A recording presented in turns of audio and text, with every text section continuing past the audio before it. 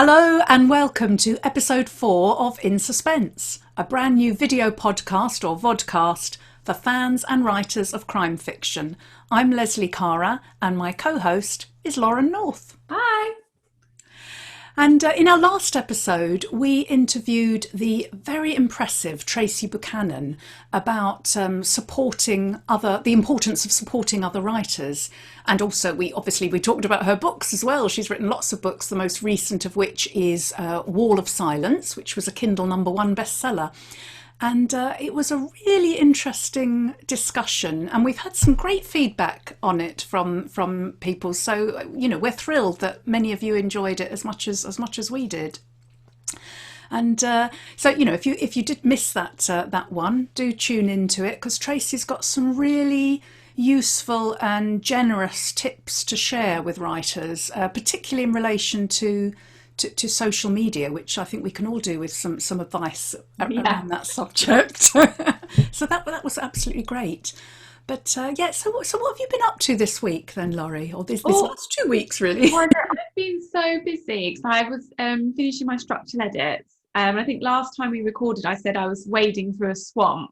So I managed to climb out of it. And then sort of did this final read through on paper and then marked it all up. And then it's just taken ages to transfer that back into a document. But I finished it last night. So I sent it first thing this morning. So it's done, Ray. And I've already now what's my next book idea going to be? So I've been working on that this morning. But yeah, at the weekend, actually, I did something bookish. I went to London to visit a couple of writing friends, Laura Pearson, Zoe Lee and Nikki Smith, who I met at Harrogate the previous year.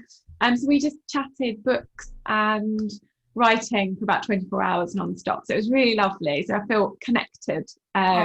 Fantastic. Yeah, that's all really. What about you, Lesley? I was just going to say, I saw the photos that you put on Twitter and you all looked so happy. And there was obviously some Prosecco being drunk, I noticed. Not by me. I'm on Stoptober, actually. Are you? I didn't have any Prosecco. But it was waved in front of my face a few times. Oh, good for you. I haven't been doing a huge amount. I've been obviously writing and just really getting stuck into the next book. Just been taking it easy, really. I mean, I've been suffering from a bit of vertigo, which has been really annoying because if anyone's ever suffered from that, you'll know it feels the room spins and no drink was consumed, I can assure you. Just felt really grotty. So that's been happening on and off. But hard to concentrate as well with those kind of illnesses, isn't it? It is. And of course, everything that I like doing and that I do all day, like sitting in front of a screen, writing, reading, messing around on my phone, none of those you can do when you're feeling dizzy. So that's been a bit of a pain. But I managed to went to the Beth Chatto Gardens on Friday, and that was really lovely, just wandering around there with some friends that we hadn't seen for a while and just having a relatively normal time. I mean, it's quite a small garden, but so we did about eight laps of it really because we were just non-stop chatting, and then we went for a coffee and a cake and everything, and just sort of looked at the plants. I ended up buying far too many plants. That's nice though. Are you a gardener, Laurie? No, and this plant in the background's fake. I should say, but I can't keep them alive. That one's real. I don't know how long it will last for, but I don't keep. I don't garden, no. And my husband Andy does. He does it. I'm not allowed out there. But I am missing. I mean, when I saw those pictures of you in London, I am missing going to London. I mean, I could still go, I suppose. I just miss that sort of that carefree nature of jumping on. It felt really strange going, and it felt almost like I was breaking the rules, even though we weren't. But I think a lot of people were out that weekend, and I think it's because obviously we know there's more restrictions coming. Yes. So it was lovely, but I don't think I'll do it again in a hurry because it did feel very strange. I think I'm lock the doors till Christmas now. I'm thinking we're thinking of maybe booking a week away somewhere, getting a little cottage or something, but they're all very obviously booked up now. It's hard. Everyone's doing the same, almost isolating on holiday. Yes, shall we crack on? Yes, let's. Okay. So we really loved speaking to Tracy, didn't we, about her journey to publication. It's so interesting to see how everybody's had such different journeys, and so we thought that we would be our own guests today and interview each other on our own writing journeys to publication. So I'll start my question for you, Lesley, which is how long have you been writing before you got your agent? How did that come about? Oh, right. Well, quite a long while actually. I mean, I've I've been writing on and off all my life, I think. I mean, I used to write lots of stories at school. In my 20s, I dreamed of being a writer. I never really thought it was a possibility for some reason. I did do lots of writing. I tried to write, I wrote poems, I wrote short stories. A couple of times I sent various things off to women's magazines and got very nice rejections. But and then kind of life just got in the way, really. I got married very young, much too young. I had my first child when I was 25 and my second when I was 27, 28. So, for most of my 20s, I was sort of taken up with looking after children, working. In my early 30s, I decided to go to university because I didn't go when I was 18. And so I had a fabulous time in my early 30s as a mature student at Greenwich University. But I had small children as well, so I had to sort of, juggle all those things.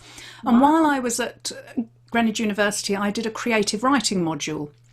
And I remember one of the tutors wrote on my one of the extracts I'd given in as an assignment, "You have a genuine gift for narrative." And I Oh, thought, oh, lovely. wow. And that really sort of sustained me and made me think, why did I give up on my writing? I should keep doing it. So really on and off through my 30s, I was writing, trying to write novels, writing novels, but when I look at them now, they really weren't anywhere near publishable. So although I was sending things off to agents, it wasn't really surprising that I was getting rejections because they just weren't ready. Yeah. But then, I got promoted. Oh, that's right. Well, after I'd been to university, I trained as a teacher. So I was teaching at a college of FE, further education. And What were you teaching? I was teaching English and study skills, mainly to access to higher education students and people who hadn't got, traditional qualifications. And I really loved that. I loved teaching. But like a lot of jobs, if you're good at something, you get promoted. Mm. And so then found myself in a management position, which I quite liked.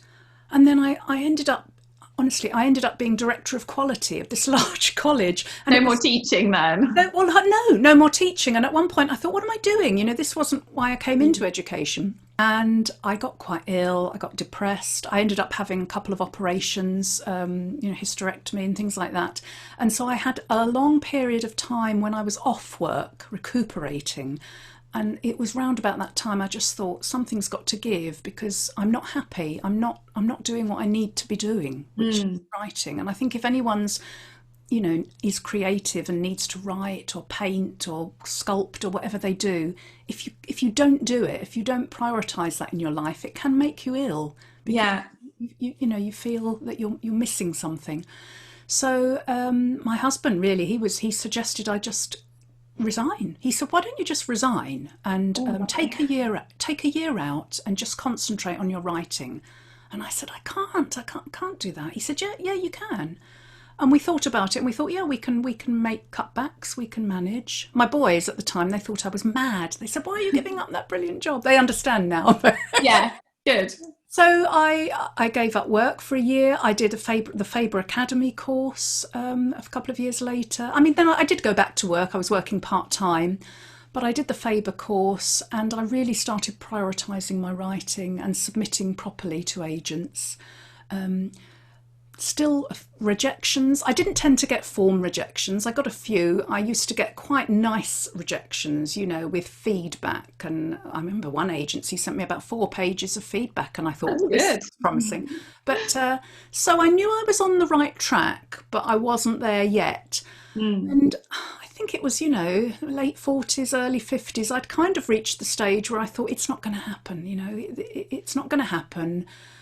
And I'd made the decision that I would still write anyway because I wanted to and I needed to, and it was a compulsion. So when we moved out of London, I just thought I'm going to write the best novel I can write just for me. Mm. And that was Who Did You Tell, which is my second published novel.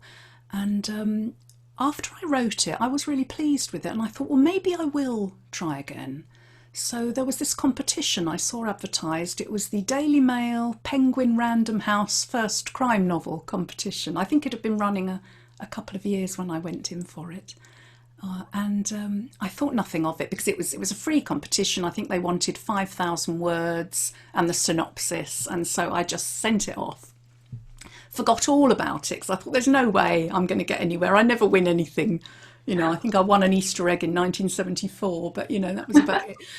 So I forgot all about it. Rashid and I went on holiday so I think that was sent off in April, March or April. Then in June we went to Spain. We went to Granada, had this fabulous holiday.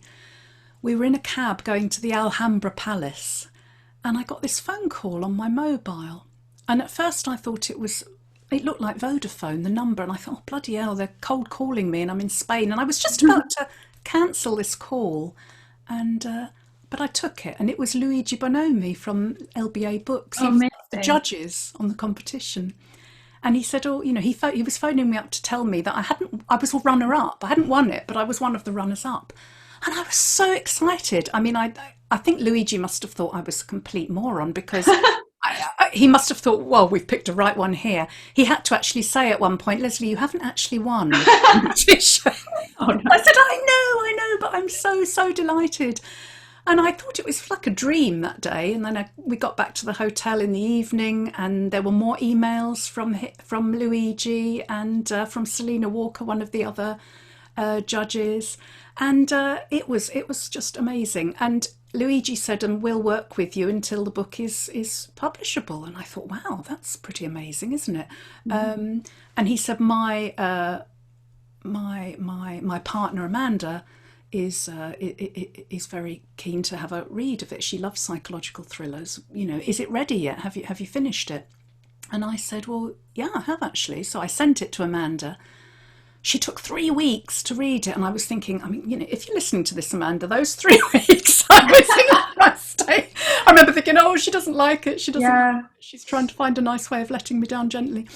But she did like it, and she took me on. I met her in the September, and we did a bit of work on it. She gave me some edits, and yeah. And that was, we started submitting. So that's how I got my agent after a long. That's amazing. Yeah, I think my story is equally long. Is it? Go on then. Tell us how you got yours. So I had my first rejection when I was 9 years old. I wrote a story about this family of peas, and I can't remember anything about the family of peas other than that they rolled places, they didn't walk. And I sent it to the Oxford University Press, and I found their address in a book. Wow. They sent me back some stickers and bookmarks, and it must have been who is this crazy girl? We publish proper people. This crazy child has just sent this crazy story, and that's probably terrible. That's probably only 100 words as well. But I got my first taste for rejection then. And then I think I fast forward to my 20s, and I was working in public relations, which I really hated. I, unlike you, didn't ever get promoted through being a good employee because I was so terrible at it. So I was just stuck in this really junior role. So I started writing sort of as an escape really from that, and really reignited my passion. I started writing romances, and just kept sending them to agents, and was just rejection. I was not to be stopped though. I just carried on. And then I think I wasn't getting anywhere. And then I got married and had 2 children, same age as you actually. I was about 26, 27, just bashed them out, as you do.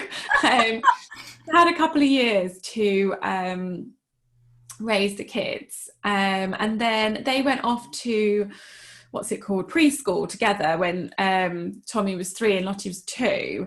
And I remember the first time they both went, I was like, oh, I don't know what I'm supposed to do with my time now. Shall we have another baby? Mm-hmm. But Andy was like, no, we've got to write. Go write again. Remember when you used to do that? So yeah, I wrote, I was still getting rejections, but I wrote a women's fiction book, which I got a 2-book digital deal for. with HarperCollins. So I had some really great experience in the publishing industry doing a couple of books with them, but I wasn't where I wanted to be, and I really knew I had still had this drive, and I wasn't writing. I think the genre I felt I was supposed to be writing, my writing was getting a lot darker, and so I kind of sat down in 2017 and sort of said to myself, right, I need to write something a bit different, and I need to get an agent. So I wrote my first psychological suspense, and I was going to agent days and trying to meet agents, trying to like get off the slush pile really, which was really great experience, and I think taught me a lot about the submission process and like creating a good hook. And I think you really have to really be succinct with that submission. But then oddly, I did get selected off of the slush pile by an amazing agent who just is great. And so she took me on, and we tidied up the dark book I'd written in 2017. And it went out to sub, and it got a few offers actually. But at the same time, I'd been writing this new book that I was, you know what it's like when you write something else, like, oh, this is the best thing ever. Yes. I wrote, I got these two offers through for the first book, and I was like, oh, it's not really where I want to be, and I've really come on this journey now, and I think it's not quite right. So I turned them down and said, oh no, I don't want them. Let's wait. So we went, and Tara was brilliant. She really supported the decision. And then so we went out to sub again in early 2018 with the new book, and I got two fantastic deals with Transworld in the UK and Berkeley in America with The Perfect Betrayal. So it was the right decision, definitely. It was a hard decision to make. But yeah, I think you have to go with your gut on these things, don't you? Yes. Right. Oh, that sounds amazing. Yeah. You, how long between sort of getting working with Amanda did you find yourself at Transworld? Well, so Amanda took me on in, I think it was the beginning of September. I signed with her, and as I say, we worked on it for a little bit, and then for about a month, and then in October, do you know, I had to look at my old diaries because I couldn't remember exactly when it all happened. You sort of forget, don't you, on these things? And I think she sent it out for submission on, I think it was Thursday, the 12th of October. And on the Monday, we'd got a preemptive offer from Transworld. So it all happened very quickly when it did. Having waited, 30 odd years, it happened pretty quickly. And I was absolutely gobsmacked. I mean, that just started a whole, avalanche of things happening. So that was pretty amazing. So yeah, that was, but the only thing about that was that when Transworld offered us the 2-book deal, Amanda had sent Who Did You Tell, which I'd written, and she'd sent the first 8 chapters, which is all I'd written, of The Rumour, because that was the next one I was working on. And Transworld said, we'd love to publish these books, but we'd really like you to consider publishing The Rumour first. How do you feel about that? And I thought, oh my God, well, I haven't even written it yet. I've only got 8 chapters. It's Who Did You Tell Us? This is the one I've finished. And obviously I was still absolutely delighted that I'd got this deal because, who wouldn't be? But at the same time, I felt, oh, well, that means I've got to write another one really quickly. And the pressure was huge. So they said, perhaps you could get it written by March. And this was sort of October. And I thought, oh my God. So for about a month after that amazing news, and after we'd signed, I couldn't write at all because I was just paralysed with panic. But somehow I got through that, and I thought, no, I've got to do this. This is my chance. I've been waiting a long while for this. I will write this novel. And so I just threw myself into writing The Rumour. And unbeknownst to me, I mean, while I was still writing it, so this was sort of, I think, probably early spring, when I was just sort of finishing off, the first draft and starting on the structural edit process, Amanda had been working busily in the background, and there were TV production companies who were sort of vying for it. In the end, I found myself in a private members club in Soho, having my novel pitched to me by these different production companies, and that was just. I remember thinking, this is just not happening. This is unreal. and there was, it seemed like, and there were foreign deals. The book hadn't even been published yet, and Mm. there were foreign deals coming in. And I remember thinking, I was at one point I was going to have a heart attack, because although it was all good news, it was so unexpected and so discombobulating that I felt, I just, my chest was, was always Yeah, a lot of tight, pressure and I on just, you. every time the phone rang, I thought, oh my God, what's happening? So it was brilliant, but it was also very, very disorienting as well.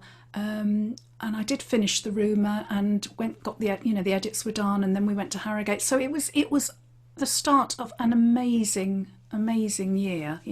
I'm so lucky to have had that experience after all those years of trying. Yeah, Really, really, yeah, just can't. I know, so exciting. So, because I've talked about my book in the drawer. Have you got many books in a drawer somewhere?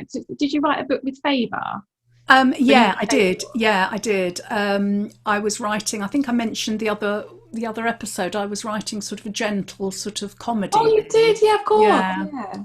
and and that's what I was working on.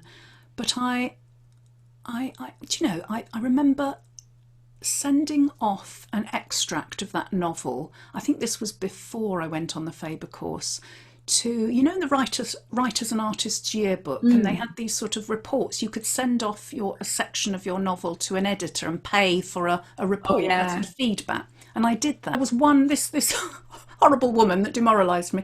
There was one paragraph in her report that said, the one bit of my writing that she did like, she said, "Oh, this bit was really suspenseful. Have you ever considered writing psychological suspense or domestic noir?" And I thought, no, I haven't. And I was sort of, so that wasn't what I was writing, And I thought, well, that's nonsense. Why is she saying that? But I thought about it, and I thought, well, I'll have a go. And as soon as I started trying to write in that genre, I absolutely loved it, and the words Amazing. just came. So I thought, yeah, this is this. So maybe she did me a favour by giving me that ghastly report. Yeah. Oh, I've been talking recently. I was just talking to my friends at the weekend about this, about how I feel like my writing's changed, even just obviously the book I'm writing now versus The Perfect Betrayal. Do you feel like your writing's changed at all in this period since you've sort of learnt more of the industry? Oh, definitely. Yeah, I think that the pace has improved. I Mm. mean, I can see that with the one I'm writing now. I'm writing it with that reader's eye and with an editor's Mm. eye, because I'm almost anticipating what my editor's going to say when she sees something, and Yeah. and looking at it very much from the reader's point of view.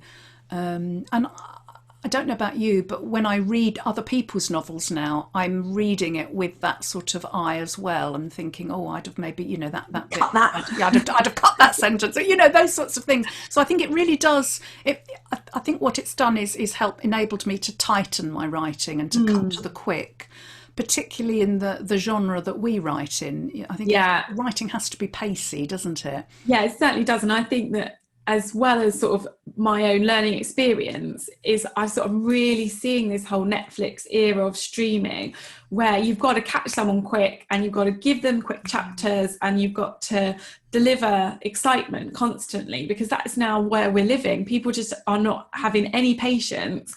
And I think books is the same now. I think, well, sometimes I think some books, like, nothing happens and you just read it happily and you think it's the best book ever. But I think I need to be delivering constantly. So I've been really trying to work on that in my structural edits at the moment. Yeah. But yeah, it's interesting to see it changing. I did think, I wonder where I'll feel I am in three more books time. Like, will it be completely unrecognisable to The Perfect Betrayal, which now I'm Yeah. sure I waffled in quite a lot. That's interesting, isn't it? Because I think, I mean, it doesn't get any easier, No. but you learn different things each time, don't you? And I think some bits get easier. I think the learning to recognise what's working and what isn't working, I think Yeah. that gets easier. But the actual writing of the novel probably doesn't, and maybe it shouldn't, because each novel is a completely separate thing, isn't it? It's also interesting. I do always wonder, like, what I would say to myself if I could go back in time, because it's such a journey. Like, even in the last 3 years, I feel like I've really changed. But if you could go back to who you were before, sort of when you were just starting out, like, what advice do you think you'd give yourself? Ooh.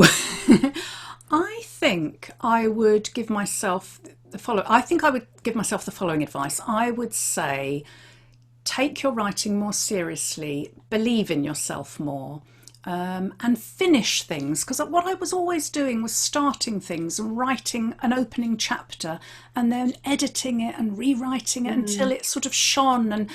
But then I got so fixated on the one chapter that I didn't often get beyond the opening chapters. I think I might also say don't fixate on one novel, because for a long while I'd written this novel and I wanted to get an agent, I wanted to sell this novel, and it clearly wasn't happening. And I should have just put it aside and immediately started writing another one. So, because that's what you have to do when you're under contract, you finish one novel, you write another and another. You've got to get used to keep on writing. It's always the next one, the next one. And I think when you're an aspiring writer, you don't quite realise that, do you? You put all your hopes on this one novel, and then if you don't get anywhere with it, you think, oh no, I failed. And of course, or I've got to rewrite this or re-edit it. Yeah. Of course you haven't. I mean, what other advice would I give myself? I think, that's really it. Really, not trying to perfect things too much. Just writing and finishing work, and believing in myself. Really, that's the advice I'd give. Good advice. What about you? What would you say to your young Laurie? Slightly different for me, because I think I always believed in myself, but almost too much. Like I struggled. Every time I got a rejection for a long time, I was like, oh, that's them, that's not me. They're wrong and I'm right. And I think it took me a long time. I think I wasted a lot of time with that mentality. And I think it was only when I realised that I should listen to these people that I improved and then got somewhere. So I think my advice to me would be to listen to people who know what they're talking about and act accordingly. And be patient. I think I'm so impatient, just sending stuff off immediately without really. I think I was the opposite of you. Like, I didn't spend enough time perfecting it, but I definitely would take your bit of advice as well about moving on instead of like just constantly trying with the same piece of work. I remember seeing some old boy at a festival once, and he was lugging around this huge sort of manuscript that he'd had bound up and everything, and sort of trying to accost passing agents who would sort of run away and hide from him. And I thought, I mustn't become like that. No, I know, it's so hard, isn't it? But I think that was a real turning point for me when I was able to start listening to what people were saying, I think. So, but I think it's a hard one. I think what with both our stories show is that perseverance and keeping going is absolutely key, isn't it? And it is easy to give up, I think, but it doesn't always happen for everybody, does it? I think that's the sad thing. But I think if you want to write, then you must keep writing, regardless of whether you're, because in a sense, that's when things started happening for me, when I kind of given up on getting an agent and thought to myself, I'm not going to worry about that anymore. I'm not going to put myself through that. I'm just going to write and enjoy the process and learn and write the best novel I can. And I think that's the key, really, not to be so fixated on getting an agent. Be more fixated on learning how to write well. I think that's because it is a tool. I think there's such a difference between having that creativity where you can visualize a story and have ideas and see it to its end, and actually getting that story down on paper in a way that's engaging to read. I think that's such a skill, and it's something I'm always feel like I'm learning with every book. I'm still learning how to write better.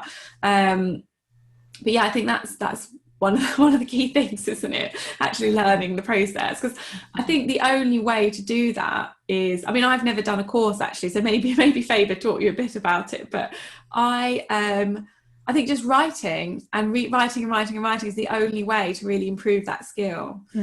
I think we're going to later on in the season, we're going to be talking more about creative writing courses, aren't we? I think when Karen comes on, because I think Karen did the I've given the guest away now. I didn't say Karen. I didn't say which Karen, did I? I'll move swiftly on. Oh dear. Now, Laurie. Now, normally at this stage of the show, you put our guests under a little bit of pressure and give them some quick fire either or questions, don't you? Yes, I So do. today I'm going to, I'm No. surprising you by turning the tables and doing that on you. So, Oh no. so I hope you're ready. I hope I Okay. don't say anything stupid. Now these are all kind of related to your writing as well. So yeah, All okay. right. So are you an early morning or late night Early person? morning. Okay. Chocolate or crisps? Chocolate. Chocolate. Tea or coffee? Coffee. Silence or music when writing? Silence. But I listen to concentration music. That's not music. Music. It's kind of weird drums. I don't know. Is that music? Drums. It's Okay. this weird music that's just supposed to help you concentrate. So I Okay. listen to that a lot. But sorry, I'm not doing very well in my quick Oh fire. no, no, we're not being very quick, are we? Well, I'll come back to that because that's interesting. Scrivener or Word? Scrivener. Ebook or paperback? Oh, ebook. Paperback. Twitter or Facebook? Ooh, Twitter. Twitter. Tidy desk or messy desk? Messy desk. Word count or whatever you manage? Word count. Okay. Loungewear or jeans? Loungewear. I've got And my then after you've done the writing, is it exercise or lolling about? exercise. Oh, red wine or white? Oh, red normally. I think we'll leave it there. Well, they were really good questions. I've been sent some really interesting proofs to read lately. Oh. I've just finished one. I'll just get it. Look, it's called Greenwich Park. Have you heard of this one, Greenwich Park? No, I haven't. It's by Catherine Faulkner, and it's published. It's published by Raven Books. Yeah, and it's really good. I finished it at the weekend. It's long. It's 400 pages, but Yeah, it looks like really, a big really book. good. And of course, it's set in round Greenwich Park, which is Oh, where I right. used to live. Yeah. So, well, I didn't live near the park. I lived probably up the other end, more nearer Charlton, but. It was ever so good. So When's it I think out? it's coming out. When's it coming out? It's coming out in April 2021. So that's definitely one to look out for. Yeah, and also I've been sent The Jigsaw Man, which Ooh. is by Nadine Matheson, and I saw Nadine on a. I don't know if you watched the Locked Up Festival at all. Did you over the summer? No, I missed Was that. the one that was put on by Steve Kavanagh and Luca Mm. Vesti, and Nadine was one of the panel members. They had a panel for debut novelists, and I was really impressed with her. She came across so well, and when she started talking about this, I thought, oh, that sounds brilliant. Striking cover, isn't it? So that's a great looking proof. Yeah. Gosh, my emails have suddenly just clicked on the screen. I hope they don't come out in the recording. No, I can't see them. And finally, I have not read this yet, but I'm about to start it. It's Pine by Francine Toon. Yeah, And I met Francine at an event. Must have been in January then. It was before lockdown, definitely. yeah, It's so lovely, and yeah, I've been meaning to read that as well. It looks really good. and I'm looking forward to reading this because next Monday I'm doing an Instagram live with Oh, really? Francine. Waterstones have very foolishly put me in sole command of their Instagram account. I mean, can you I love imagine that very foolishly. the havoc I could wreak? So it's going to be myself and Francine talking. So I've got to read this week. So I'm look forward to it because it's meant to be really gothicy and lovely. So Yes, I've heard. Even from the cover, you can tell it's really atmospheric, I think. Yes. what about you? Have you been reading any? Well, it's difficult. I don't know how you find this, but when I'm doing my structural edits, I find it quite hard to read because I'm so focused on my book and I'm chopping and changing it out. And when you do that, it feels a bit depressing to read really good books. But I read an amazing book a couple of weeks ago called Everything is Beautiful by Eleanor Ray. And I loved it. Have you read I that? read it too. I loved it. I quoted for it. I absolutely adored it. Absolutely, my book of the year. I loved it so much, and the cover's so beautiful. So I'm really excited to see that coming out. That was a great book. I'm reading at the moment a book called The Dare. I don't know if you've heard of it, Lesley. I've got my little bookmark in there as well. That my Oh God. which I'm loving. I only just started it at the weekend. Oh, And then oh. while I was doing my edits, I made a little list for myself. I don't know if you can see it actually. No, you can't see it at all. No. Like all the books I really want to read. So I've got The Sanatorium on there, which I'm really keen. Have you read that one? I haven't, but I'd like to read it. That sounds really, really I've got good. it. I must read that. And then The Betrayal by Terry Lynn Thomas, I really want to read. Girl A. Yes, I've Girl heard A. great things about. In fact, I stole from my friend Laura her proof of it. Oh, lucky. I've stolen that. And The Girls Are Also Nice Here as well. I really want to read that. I don't know if you've been sent a copy. I haven't heard of that one. Who's that by? It's amazing. And the covers that are going out with the proofs, they've got their actual names of the bloggers or authors on there. So it sort of says, Lesley, are you a nice girl on it? An amazing, amazing bit of marketing. So I really want to read that one. And then the only other one I've got also is Eudora Honeypot Is Quite Well, Thank You, which is by Annie Lyons, which I'm a real fan of her writing, so I'm excited to read that one as well. So yeah, they're my books. Anyway. Oh well, they're going to keep us busy, aren't they? Yeah, I must read more. Oh, that's brilliant. Right, okay. So, well, I don't know about you. I've really enjoyed being a guest on our own podcast. Me too. I've actually been more nervous today. I don't know why that is. I think because it's easier when you're asking someone else questions, but when you're having to answer them yourself, the yeah, I agree. It's the host and the interviewee at the same time, isn't it? Yeah. So yeah, it's an interesting one. But we haven't mentioned yet our next guest, have we? And I'm really excited about having this author on the show as well. Next episode 5, is going to have someone very special. And I don't want to tell you who it is, but I'm going to give some clues this time. So this author used to work at the BBC. She's an Amazon bestseller. Her first published book was set in rural Scotland, and her writing is described as intelligent and haunting. So, yes, that's the surprise next guess. But if you can't guess it from that, then we're going to have to leave you in suspense. Oh, I love that so much.